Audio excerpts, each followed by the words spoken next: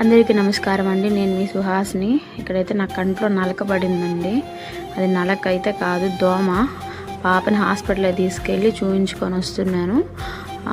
ఇంకా మా ఊరికి ఎంట్రన్స్ అంటే టర్నింగ్ తీసుకోవాలి. అక్కడ నుంచి వస్తున్నప్పుడు అక్కడ కొద్దిగా ట్రాఫిక్ ఎక్కువ ఉంటుంది ఆ ఏరియాలో. అక్కడైతే ఆటో ఎదురుగా వచ్చింది. పక్కన కార్ అతనైతే కొద్దిగా కూడా సైడ్ ఇవ్వలేదు. వెనక హార్న్ కొడతాను, ఇంకా హడావడిగా వెళ్ళడం. ఆ దోమ అయితే పడింది. మా కార్ అతను సైడ్ ఇవ్వాలి. ఇవన్నీ ఆలోచించి ఏదైతే రావద్దని చెప్పేసి కన్ను కూడా నలిపేసాను బాగా.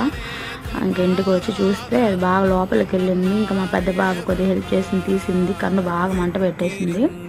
ఇంకా మనకెన్ని ఉన్న పిల్లల విషయం మనకి చాలా ముఖ్యం అండి. ఇక్కడ చూసినట్లయితే పాపకి ఫీవరు నిన్న నైట్ వచ్చింది. అంటే మరీ ఎక్కువగా అయితే ఏనేది, కొద్దిగా స్కూల్ నుండి రాగానే కొద్దిగా ఒళ్ళు వెచ్చగా ఉండేసరికి టాబ్లెట్ వేసి ఇచ్చాను, తగ్గిపోద్దిలే అని చెప్పి అనుకున్నాను. ఉదయం చూసేసరికి మళ్ళీ కొద్దిగా లైట్గా ఉండింది. ఇంకా స్కూల్కి అయితే వద్దనుకున్నాం. పాప కూడా వెళ్ళాలన్నది, ఎప్పుడు అందు. ఇంకా మా వారు ఎగ్జామ్స్ అనేసి ఇంకా వెళ్ళేసి రమ్మ, అందు ఉంటే ఎక్కువ వస్తే ఫోన్ చేయి తీసుకొచ్చుకుంటా అన్నారు. ఇంకా ఫోన్ కూడా చేయాలి, అంతా బాగుంది కదా అనుకున్నాం. ఇంకా ఆ స్కూల్ దగ్గరికి వెళ్ళేసరికి కొద్దిగా వెళ్ళగానే ఫస్ట్ చూశాను పళ్ళు పట్టుకొని, కొద్దిగా వేడిగా ఉండింది. నేనైతే ఫోన్ చేసేసరికి తగ్గిందేమో అనేసి డబ్బులు ఏం తీసుకెళ్ళలేదండి. ఇంక ఇంటికి వచ్చి మళ్ళీ ఇంకా పాపని తీసుకెళ్తే ఈ మెడిసిన్ అయితే రాయిచ్చారు. ఇంకా ఉన్నాయి. ఫస్ట్ జ్వరంకి అయితే వేసాను టిఫిన్ పెట్టి. పిల్లలు బాగాలేకపోతే అసలుకి ఏం బాగోదండి. ఇవన్నీ చూస్తే చిన్నప్పుడు మన తల్లిదండ్రులు చేసిన అన్నీ గుర్తుకొస్తాయి. నాకు కూడా చిన్నప్పుడు జ్వరం వస్తే మా అమ్మ దగ్గర కూర్చోబెట్టరు, మా కూర్చో నా దగ్గర పడుకో అని చెప్పేదాన్ని. అవన్నీ గుర్తుకొస్తాయి. కానీ ఇప్పుడు కొద్దిగా పెద్ద అయిపోయి వాళ్ళు చెప్పే మాటలకి, ఇంట్లో ఉండే టెన్షన్లకి, మన జీవితంతో వాళ్ళ మీద కొద్దిగా కోపం వస్తుంది అప్పుడప్పుడు. అంటే మరి చేదస్త మాటలు చెప్తున్నారు అనేసి. అవేం చేదస్త మాటలు అయితే ఏం కాదండి, మంచి విషయాలే.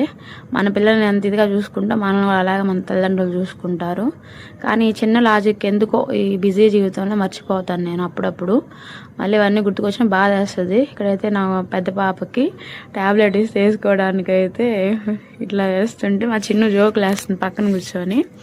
ఈ విధంగా అయితే పాపకి వేడి నీళ్ళు తాపిస్తూ ట్యాబ్లెట్లు వేసుకోమని చెప్పాను. అంటే అన్నీ ఒకేసారి కాకుండా ఒక హాఫ్ అన్ అవర్ అలా ఆగిస్తున్నాను. ఏంటంటే నేనైతే అన్నీ ఒకేసారి కూర్చొని, వేడి నీళ్ళు కూడా కాదండి, చన్నీళ్ళతో వేసుకుని మా వారు అంటుంటారు కొద్దిగా వేడి నీళ్ళతో కాచుకొని వేసుకోవచ్చు కదనేసి. మనకైతే అంత శ్రద్ధగా చేసుకోము ఇంట్లో. పిల్లలకి ముఖ్యంగా అంటే ఆడవాళ్ళ విషయానికి వస్తే ఇంట్లో ఎవరు బాగాలేకపోయినా కేర్ తీసుకుంటారు, వాళ్ళకైతే ఏం తీసుకోరండి. ఇది వాస్తవం కాదా చెప్పండి?